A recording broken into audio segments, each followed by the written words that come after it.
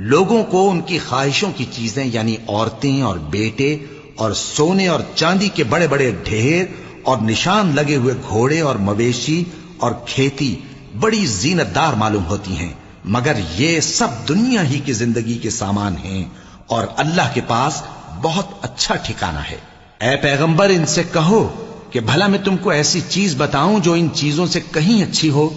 سنو، جو لوگ پرہیزگار ہیں ان کے لیے اللہ کے ہاں باغات بہشت ہیں جن کے نیچے نہریں بہ رہی ہیں، ان میں وہ ہمیشہ رہیں گے، اور پاکیزہ بیویاں ہیں، اور سب سے بڑھ کر اللہ کی خوشنودی۔ اور اللہ اپنے سب بندوں کو دیکھ رہا ہے جو اللہ سے التجا کرتے ہیں کہ اے پروردگار، ہم ایمان لے آئے سو ہم کو ہمارے گناہ معاف فرما اور ہم کو دوزخ کے عذاب سے محفوظ رکھ۔ یہ وہ لوگ ہیں جو مشکلات میں صبر کرتے اور سچ بولتے اور عبادت میں لگے رہتے اور نیکی میں خرچ کرتے اور اوقات سحر میں گناہوں کی معافی مانگا کرتے ہیں۔